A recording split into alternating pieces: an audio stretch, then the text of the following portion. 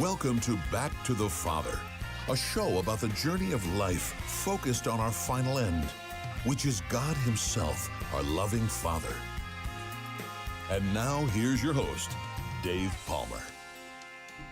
Well, hello, everybody, and thanks for joining us on this edition of Back to the Father on this Friday, October 10th, 2025. This is a show that is dedicated to digging kind of deep into the teachings of St. Thomas Aquinas, trying to make them as relatable as possible. Sometimes it's harder than other times with particular topics related to Aquinas. But if you like philosophy, if you like thinking deep and really exploring what it means to be a human person living in this world and kind of finding our way through it and back to the Father, well, this is the program for you. And you remember last week we talked about predestination, and that was a pretty deep and complicated topic. And I know we had a few of you that commented on that one.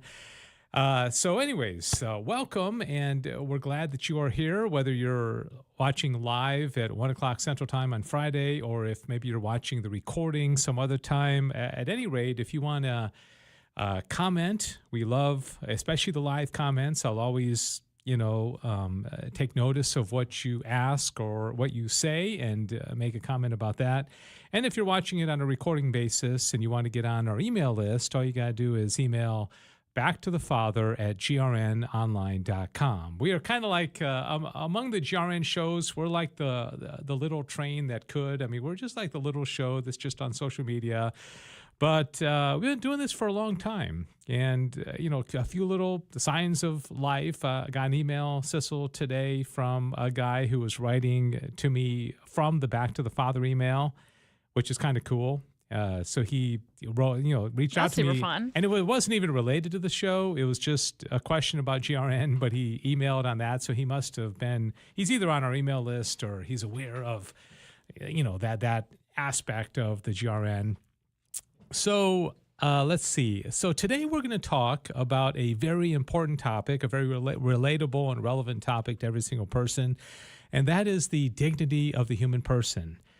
And what makes us unique? What makes us different from the other creatures? What does it mean to be made in the image and likeness of God? How are we different from angels? How are we similar to angels? How are we like our dog or our goldfish or our earthworms in the yard? And how are we different from them? And it's an important thing because I think the threats to humanity, the threats to the dignity of the human person are really, really out there. You have the obvious threats like abortion and, racism and, genocide and those horrific things that are all still going on, at pretty high volumes. But then I think also in a more subtle way is this whole kind of AI revolution and robots and, this whole, it almost seems like they're trying to scientifically develop human people artificially. And it just, there seems to be a lot of threats. And so it's all the more a reason that I think it's really important for us to understand what it means to be a human person. And one of the reasons I wanted to talk about this topic today is because you may be or may not be aware of the fact that a couple of months ago we launched something called GRN Academy. And GRN Academy is an outgrowth of the Guadalupe Radio Network. It was the inspiration of our Chief Operating Officer, Toya, who came up with this idea of having live interactive classes on various topics related to our faith that you can pay for, nominal fee. It's not too expensive, like $150 for a 7-week course, and learn live, interactive with teachers who know what they're talking about. So we started it, and we're more than halfway through our first term. And the class I'm going to teach in January of 2026 is called The Dignity of the Human Person, Made to the Image of God. So I'm going to give you a little preview of that today, and this will live on, on our social media sites. So if people watch this in the future, then you might want to consider signing up.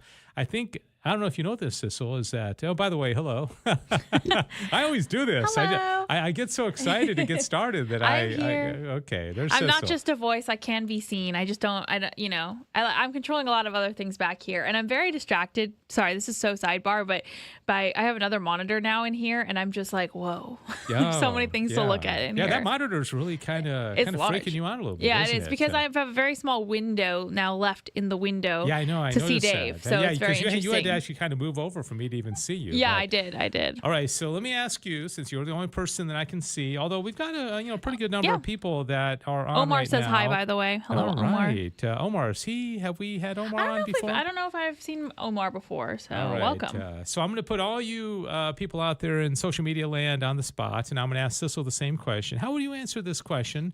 If you're on an elevator, you got 20 seconds to answer, and somebody asks you the oddest question, on your way down to the elevator. You do this. You get into these little brief conversations. You don't have much time in the elevator, and it's typically pleasantries. I hope you have a good day. How are you doing? Where do you work? Nice shoes. Yeah, nice. Yeah. Nobody ever says that to me because my shoes are pretty bland. I know they're just making stuff up. I think that means you seem to up your shoe game. how would you answer that question? Like, what is unique? What is the dignity of the human person? What makes us special? How would you answer that? You got 30 seconds. Oh my gosh, no pressure. I would answer saying that I was made in the image and likeness of God, and that God created me not only like in His image and likeness, and we have a body, but we also have a soul that is eternal, and we also have our free will, which separates us from a lot of other living creatures and stuff like that. So that's what I would say. Yeah, no, is the dignity of the human person. Now they might have like 1,000 follow-up questions to that. I know. And then, oops, oh no, my floor is here. Yeah, right. I gotta go. Sorry. And so, okay, let me ask you this. And, just to kind of gauge, where you are, and everybody out there watching, you can think of these same questions. Sissel's just the one that's on the hot seat. Are there any other creatures made to the image and likeness of God? Oh dear, I feel like I'm gonna mess this one up. I want to say that there are. I don't know. Okay, I get confused. No matter how many times we've talked about it, I still get confused by angels, and if they have, or because they're not like there's some things that we share in common. There's some things we don't.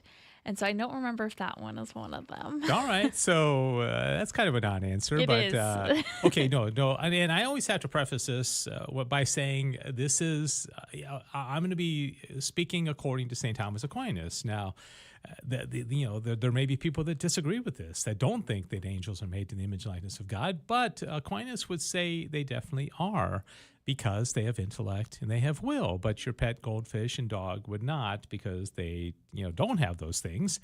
And then, so I'm getting a little bit ahead of myself, but again, if you're watching, especially if you're watching live here on this Friday afternoon during the 1 o'clock hour, let us know, like Omar did, that you're out there, maybe where you are, because it's kind of cool that this show potentially has like 8 billion viewers. I mean, we go out to the entire world. Anybody that has a computer or a phone can watch this, and that's really an amazing thing. It's also a great responsibility as well. So let me just say that, as I was mentioning a moment ago, and Sissel, you go ahead and just jump in anytime you want, and also let us know if anybody comments, is GRN Academy this semester, fall 2025, we have 4 classes.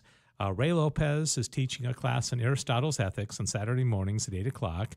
I am teaching Mondays at 7 p.m. Central Time on an introduction to the Summa Theologica, which really was just the first part of the Summa, which is about God. It's also probably the most complicated part.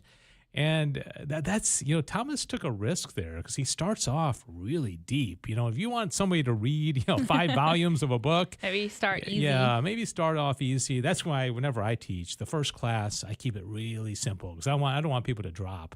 Then I get into the heavy stuff. Then they're stuck. Yeah, but I always tell them, I say, the first part of the Summa is about God.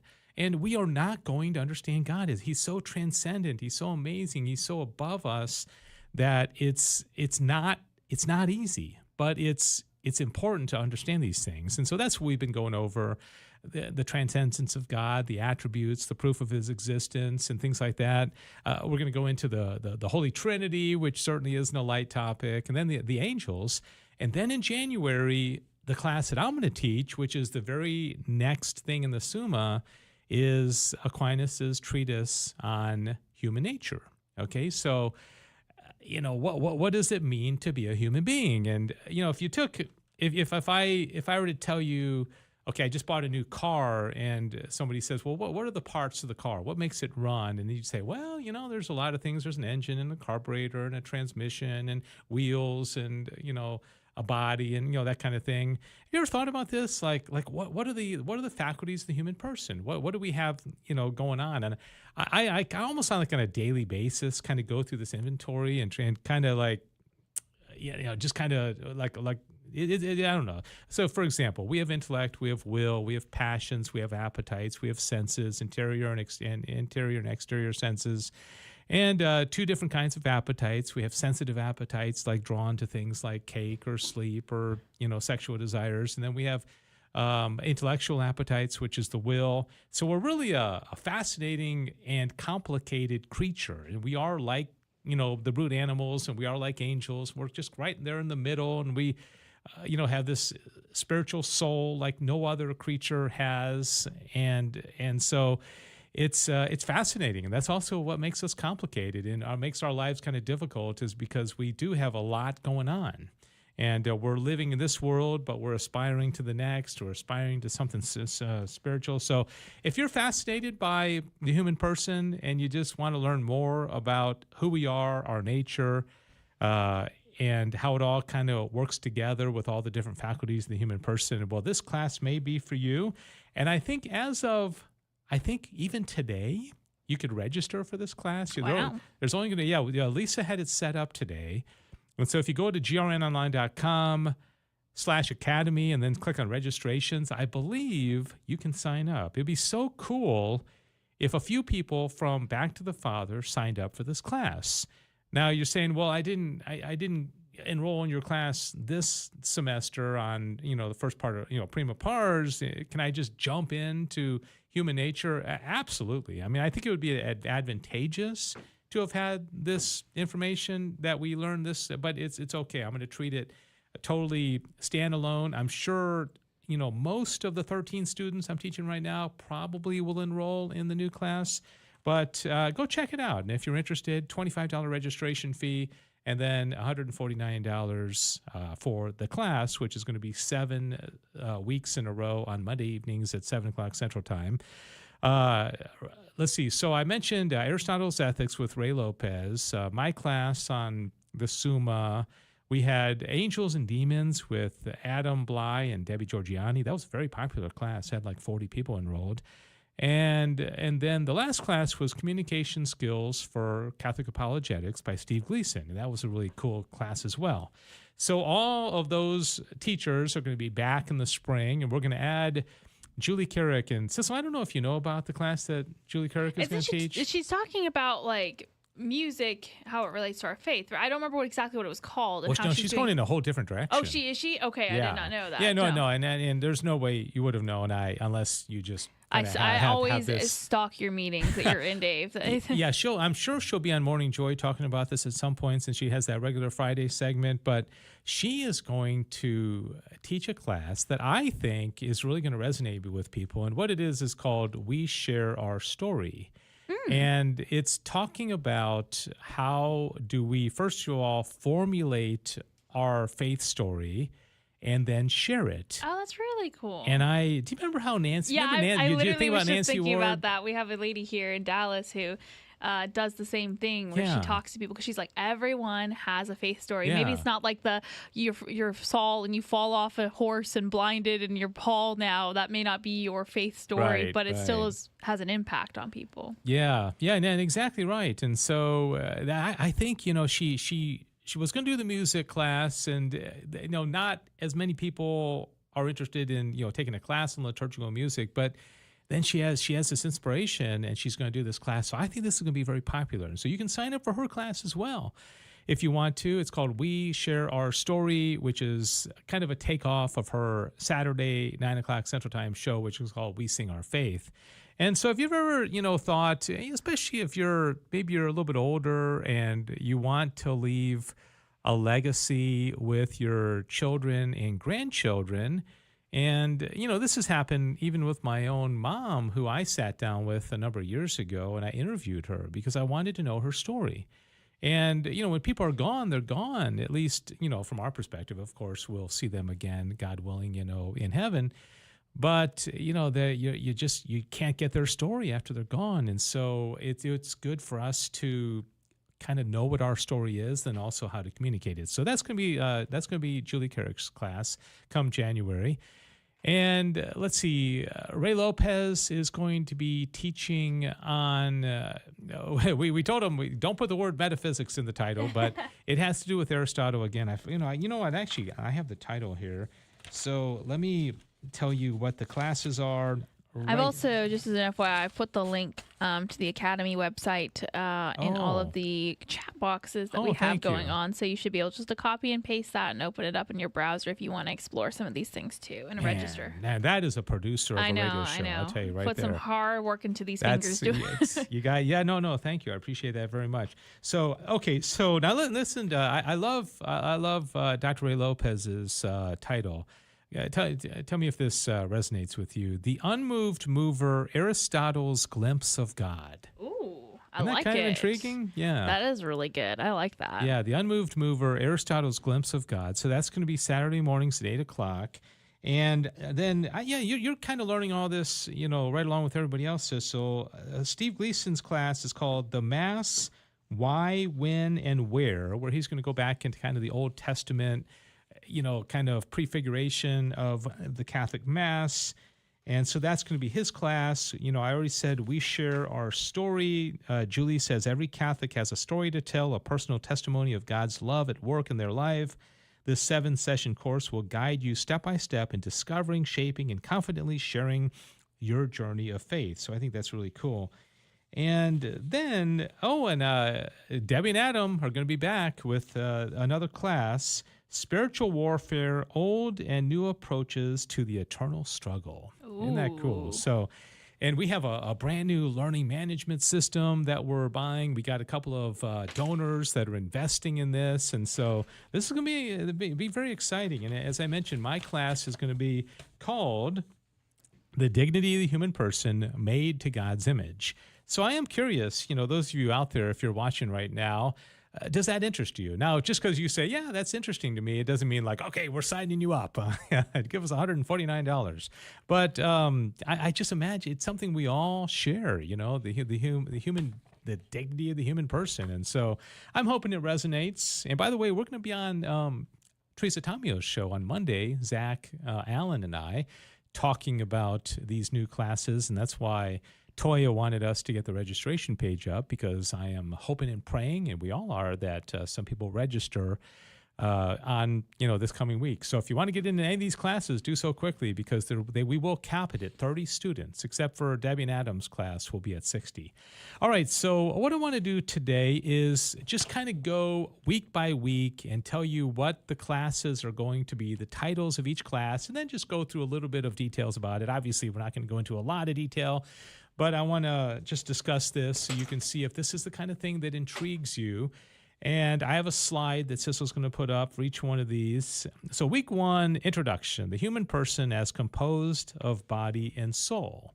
And I think you probably know that we have body and soul, right? But do you know what that means? And most of the time when I teach the Summa, people are very surprised, especially teenagers, when I teach them to learn that we aren't the only creatures that has a soul. Did you know that dogs, according to St. Thomas Aquinas, dogs have souls, turtles have souls, trees have souls, rosebush has a soul, right? And you say, well, how do you know if something has a soul? Angels do not have souls. All right, that's also another big, misunderstanding, that angels have souls. Well, basically, a soul is an animating principle of a creature that has a body. So that's a good definition of it. It animates the creature. God does not have a soul because God does not have a body. Jesus had a soul because, Jesus, I should say has a soul because Jesus has a body. So that's it. If it's alive and it has a body, well, it's going to have a soul, So a blade of grass is going to have a soul because it's alive and it has a body, right? So the human person is the only creature to have a rational soul, because the brute animals don't have rational souls, and the angels don't have souls at all. So the easiest thing to explain would be, what would we look like if our soul was stripped away from us? How would I change if my soul was taken away from me? Well, the definition of death is the separation of the body and the soul. So I would be a corpse. Which would pretty much bring an end to this program. And so, I mean, again, well, I don't even. Okay, I was thinking about the Charlie Kirk thing. I mean, most people saw that video. I mean, one moment he's a living creature with a soul and body united, and then boom, just like that, he's lying there. Okay, and again, I didn't see that whole video, and it was horrific. But that's the difference between a soul-body composite and a corpse and a separated soul. And we'll talk more about the separated soul in just a moment. But so if you want to know, what does the soul add to us? Well, that's the difference. If you see a corpse, we've all been to wakes or where you see a corpse, and the other thing is, you ever notice that we're generally creeped out by corpses and ghosts? I mean, both of those are really creepy, right? Because they're unnatural. It's not natural to have a soul and a body, not united to each other, and so that's why it creeps. They both creep us out. They're like the things that we people do at like Halloween and all that, right? And so, anyway, that's that. So that's going to be week 1, just a little preview of it. What does it mean to be a human person composed of a body and a soul? And then we'll move on to week 2, and it's the various powers of the human soul.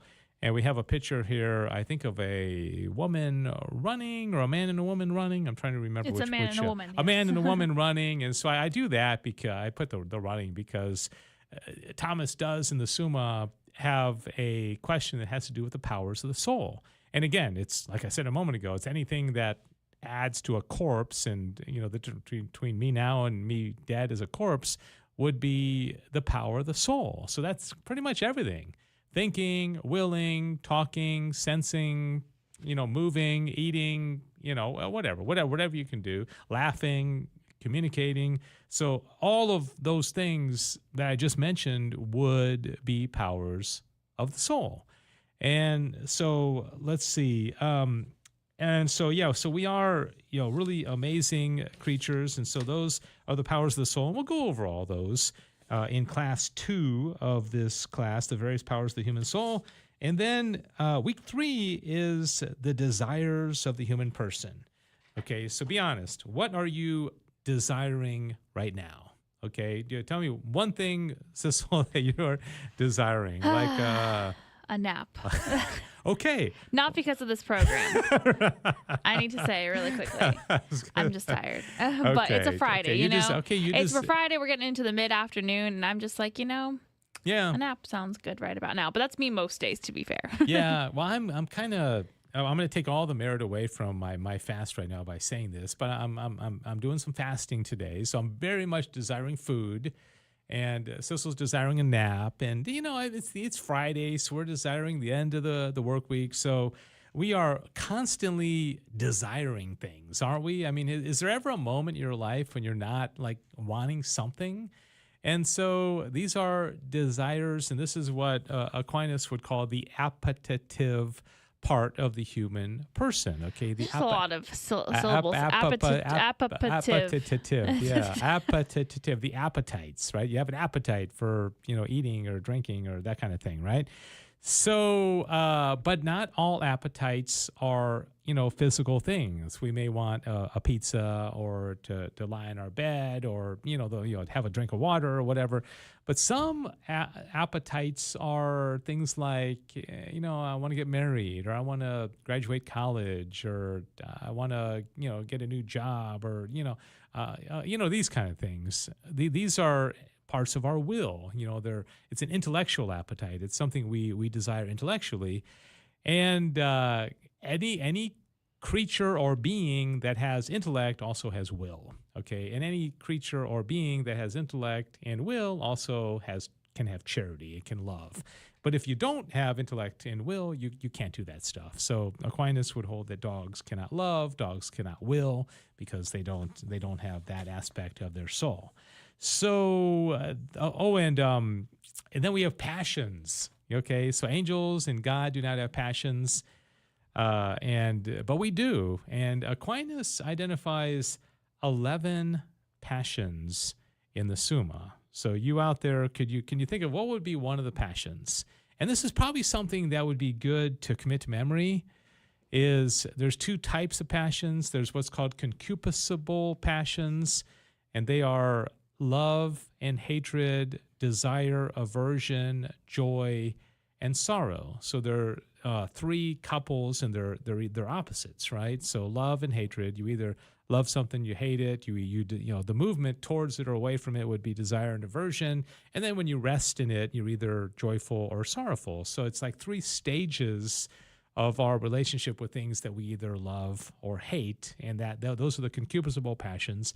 And then there's something called irascible passions, which and I always struggle to kind of just to explain this, but they're different from concupiscible, but they're like they're hope and despair, fear and daring, and anger.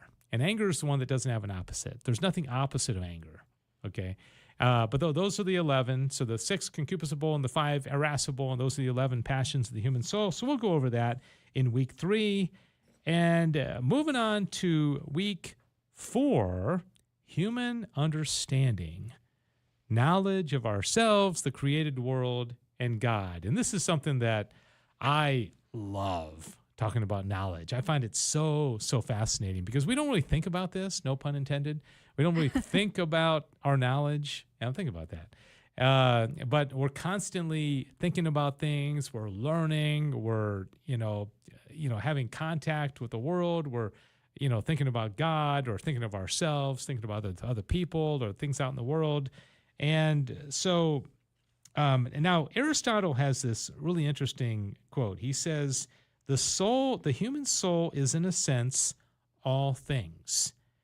So what did Aristotle mean by this? The human soul is in a sense all things. And this is a really important teaching. Do you want to take a stab at that? No one else in the class wants to answer. It's like being called on in class, don't have eye contact with the teacher. Exactly. All right, ask it again, and I will do my best. Okay, the soul is in a sense all things. The human soul is all things. Now, this is it's kind of a deep thing, but it's an interesting teaching. So take a wild guess at what that means. The soul is all things. And then I'll explain it. If anybody wants to come in and rescue Sissel, be her lifeline. I love how we know you're out there. We know you're watching, but you're being really quiet. And we don't know how to run you off. That's okay. We don't know who you are, but you're out there watching, right? Yeah. Okay. So do you want me to just say it? Yeah, well, the only thing, when you say the soul is all things, I don't know. It's interesting because when you think about that kind of language, you think it sounds like a different religion, about how God is all things, we are all, that kind of thing that we are. What is that? Is that pantheism? No, what is that? Oh, yeah, pantheism. The pantheism. That all things. That's just what it makes you think of. So I'm having a hard time connecting what he means by that. All right, so I'll do a little thought experiment here, okay? So when I say pizza, did an image pop in your mind? Yes. Okay, so you have seen a pizza, you've tasted a pizza, you've smelt a pizza. So what Thomas would say is that pizza-ness is in you. It's a part of you, right? Oh. But when you were born, pizza-ness was not part of you because you had not yet experienced it. So when I say bird or raccoon or skunk or any of these things, all of these resonate with you because it's part of you. It's in you. And so what Aristotle means by the soul is in a sense all things is that when we learn something, it becomes a part of us, right? Which is a really cool teaching. So we go through our lives and we learn and that's why we have this natural desire to learn and to increase our knowledge and to study and go to school and become proficient in things, is because it becomes a part of who we are. But he also says that we have the capacity for basically everything. I mean, we can't be infinite like God is infinite, and we can't know things like God knows things.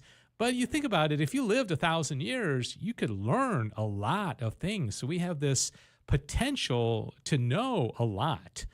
And it's kind of cool, so that's what he means. Whereas the irrational animals do not really have that ability to kind of store up these ideas of things, these forms, I guess you could say. And so that's kind of a cool thing.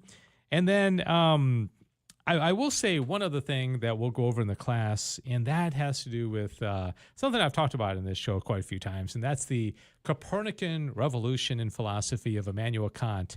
And this is really important because Plato had this system where he had the realm of forms, kind of the ideal of everything. Down here below, the shadows, where we have interaction with things like dogs and trees and bushes and flowers. But to Plato, those were just shadows of an ideal form. And then Augustine came along and said, well, yeah, okay, I'll take that. But the forms are really in the mind of God. God has all the forms of all things in the world, like dogness and catness and flowerness and that thing. And then he creates a world of all these things.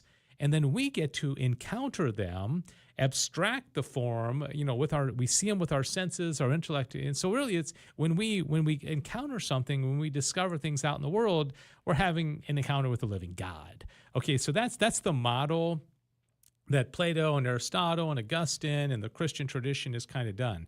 But what Kant did with the Copernican revolution in philosophy is he flipped that on its head and said, no, we don't discover things in the world, we construct them. Okay, so Kant brought it into us, and he said we have what he called a priori synthetic categories in our mind. Okay, I know that's kind of brainy, but so we're constructing it. Like there's this raw material out there, and with the categories inside us, we're constructing the phenomenon. We're constructing the experiences that we have in the world.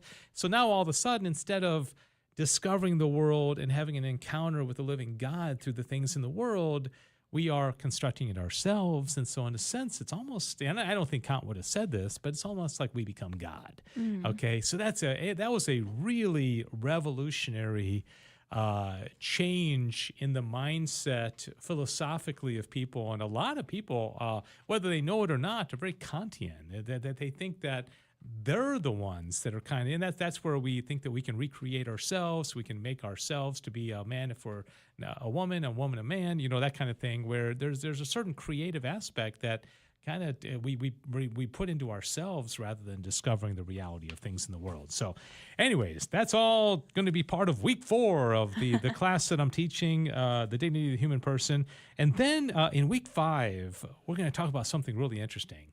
And I'd love to get y'all's take on this, and that is what happens at death when the soul separates from the body, right? Because when you think about it, like I said, the only reason we know what a pizza or a pig or a butterfly is because we have experienced it.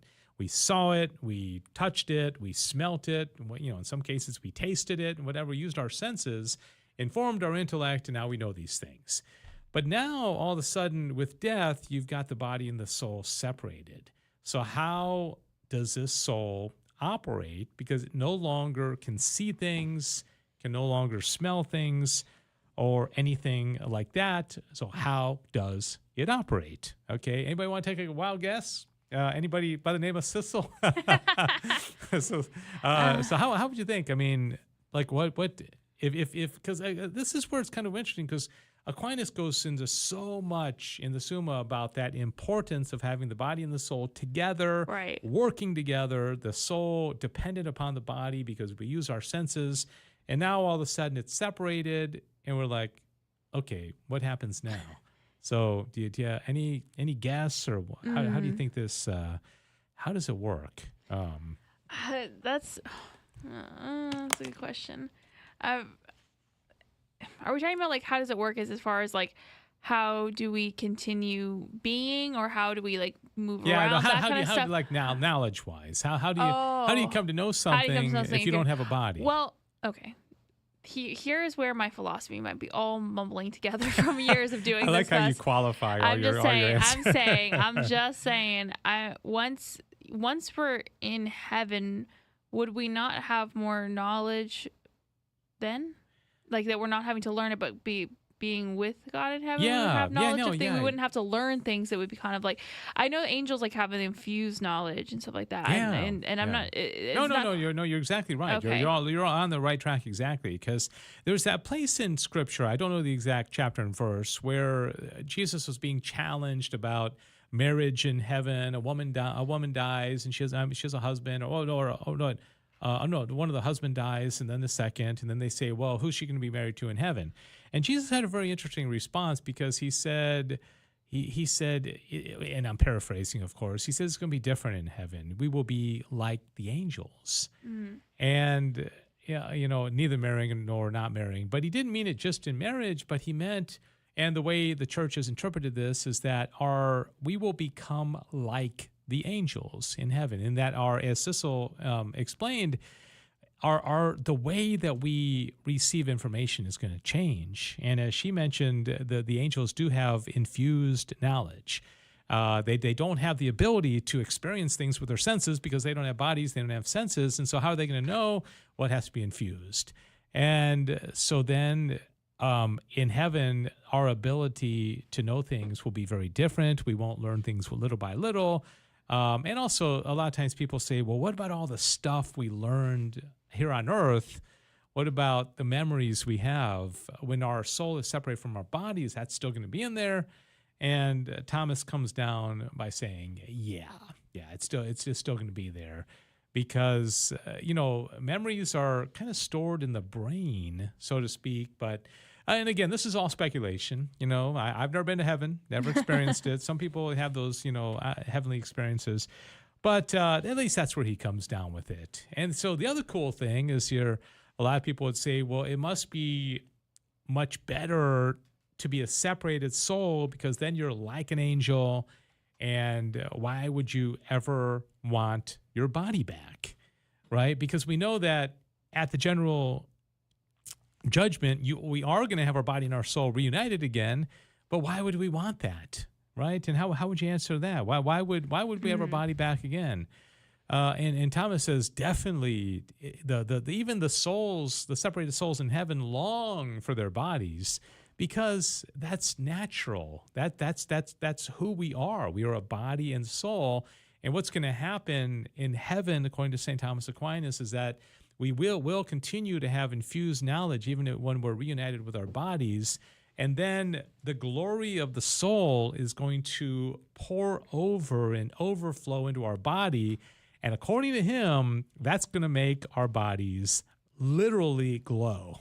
But we're gonna have different levels of glowing. Wow. And that's why, and I say this in all sincerity, I think that God puts clues in nature, and I think that's why we have fireflies, that literally, glow. And I think when, if we pay attention to nature and we pay attention to things, we'll say, well, why did God create a little tiny bug that literally glows? Because, well, there's a practical purpose. I know that's part of their mating and all that kind of stuff, and they can see each other and all that. But there's a whole lot of bugs that get around and mate without glowing. So why did God make a bug that glows? I think he's giving us a clue as to our heavenly experience, and not just in those bugs, but in a lot of different things. And also we're going to have different levels of glowing. It's called clarity. In heaven, it's called clarity. And Sissel may be like a 500 watt light bulb, and I might be a 50, but and then I'm gonna be like, dang, Sissel, you're just like totally showing me up here. It's like when you're out, and bringing flashlights out, and you're outside in the dark, and then someone comes out with that massive flashlight. Yours just looks really pathetic. You're like, what is happening here? Yeah, well, there's another example. It's gonna be just like that. So, all right, so that's gonna be the soul separated from the body, week 5, and then week 6 is the human person made to the image of God. And as we talked about at the beginning, we're not the only creatures made to the image and likeness of God. We are like the angels. The angels, as long as you have an intellect and a will, we are going to be made to his image and likeness. And the second person of the Blessed Trinity that took on human flesh, that's also the image of God, par excellence. So the second person of the Blessed Trinity is that the Son is the image of the Father, and so we kind of are like the Son in that regard. And then, last but not least, week 7 is going to be the state of man in original justice, and this has to do with Adam and Eve.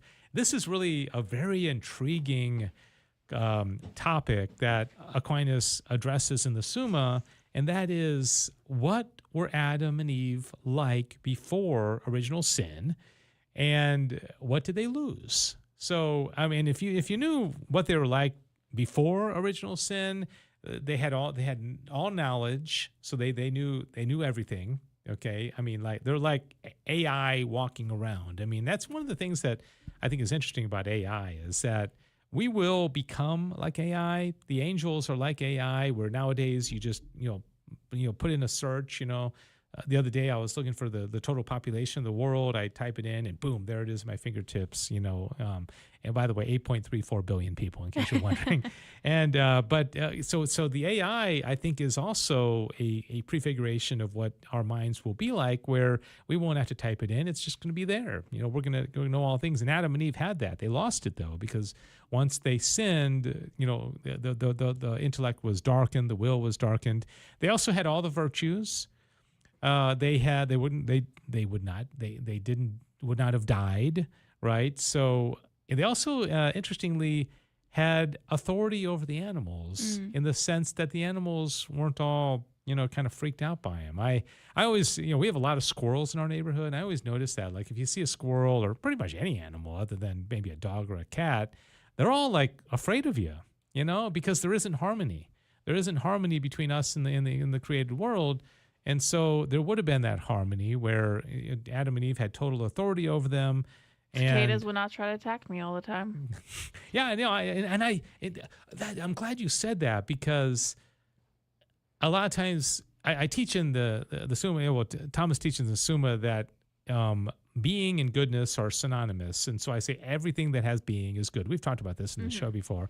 And the very first thing is the most hated creature in the world is the mosquito. That's actually true. That's understandable. They take your blood. They give you diseases sometimes. I understand this. They're very annoying. But maybe that's their purpose. It's like a burr, or a thorn on a rose. Why would it be there? Well, it's there, first of all, to protect the rose or to protect the field, right? But the mosquito, maybe by biting us, is just reminding us that there is a lack of harmony in the world. And there are animals that literally want to eat us. Some animals want to kill us and want to suck our blood. And the mosquitoes are kind of annoying and do that. And so maybe in kind of a weird, twisted way. But now, one other thing that's cool about mosquitoes, if you ever look at the anatomy of their body and the way they fly, and they're fascinating creatures. They really are. And so I don't know. I've been kind of turned around. I don't know. Mosquitoes, for some reason, I don't know if it's they don't bug me that much. They bug my wife a lot. She's constantly being attacked by mosquitoes. They have very particular blood types, I think. Yeah. My wife has the universal blood type. Oh, so they're just like, this is great. That's jackpot right there. Yeah, and for whatever reason, cicadas really love messing with me every summer. I always have a few entertaining cicada encounters that I don't think other people have. So they just really love me. Do you know what?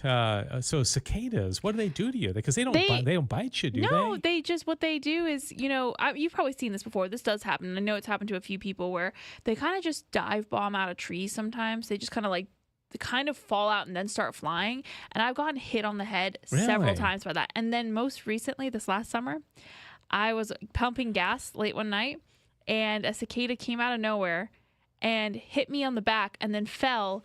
And I think it was dying, but it fell and landed basically in my back pocket where my phone was. And I had to rip it off of me. And I was like, are you kidding me? Seriously. So I get terrorized by cicadas. That's never happened to me. Exactly. I would actually do you know what creature? It's a snake.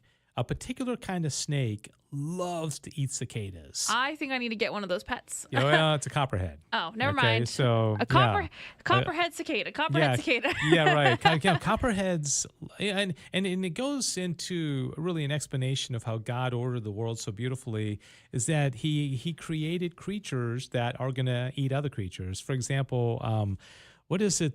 I think it's the dragonfly that eats mosquitoes. Yeah, they're really handy. A lot of them. I love a dragonfly. Yeah, the dragonflies eat the mosquitoes. And of course, you have this whole kind of hierarchy and food chain, and everything just kind of is all balanced out.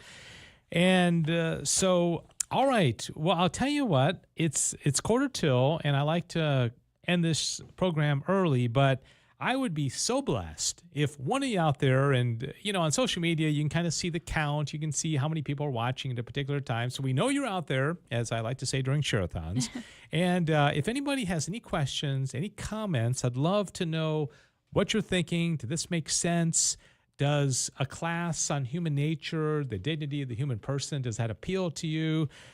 Is anybody, let me see if anybody signed up for the class, because I think... wouldn't that be so funny awesome. if somebody had actually signed up? It does not look like that's the case, that anybody has signed up. But you know what? This is like literally the first day that people can sign up for the classes. Go to grnonline.com/academy and click on registrations, because I don't even think that landing page has the new classes on it yet. But if you go to registrations, then you can sign up for the classes, and they are going to start mid-January, those 5 classes that I mentioned before. And so, okay, this is your last chance to comment if you want to. I'm very grateful that you're watching this. And again, like I mentioned at the beginning of the show, if you are watching this on a recorded basis, and you would like to join our mailing list, I typically send out an email on Friday and let you know what the topic is going to be and provide the links and all that kind of stuff. And then you can also communicate with us through that email as well. We're very grateful if you want to do that. But Sissel, any comments, questions, anything else that you want to mention? No, I think it's just great. It's very exciting to all the classes that are coming up, and hopefully this served as a good preview. And maybe you're not going to be the one to take the class, but maybe there's someone in your life that you would like to recommend, and just send them the link and have them look into it a little bit more. That'd be awesome. And if you were to teach a GRN Academy class, what would it be? Have you ever thought about it? I mean, teaching a class? I haven't. Like in the most vague sense of the term, possibly, yes, but I'm very big on, I don't think that's necessary. I would love to do it sometime in my life. I just don't think it's a calling for me right now. I don't think I have that skill set. But I would say if I was going to do anything just like off the top of the head right now, it would probably be on prayer. Okay. On just like exploring how the saints talked about prayer, how the catechism talks about prayer, and how to build up like the discipline of prayer. Yeah, well, that's a very good topic. All right. Well, thank you, Sissel, for running the board. Thank you all for participating. And I think next week, are we going to have 3 shows in a row? That's a miracle, honestly. Goodness gracious. Is this right? Let me just confirm that, because I don't want to leave anybody. Let's not get everyone excited. Get everybody all excited. We're going to have a 3rd week in a row, which doesn't happen very often. It often seems like Fridays are very challenging. But in fact, we'll probably have a 4th and a 5th in a row as well, and start to be a little bit more consistent with this show. All right, this has been Back to the Father here on the Guadalupe Radio Network. We're very grateful. And again, if you want to join the email list or contribute and just kind of dialogue back and forth, email backtothefather@grnonline.com. God bless you. Have a great rest of your Friday and a great weekend. See you next Friday.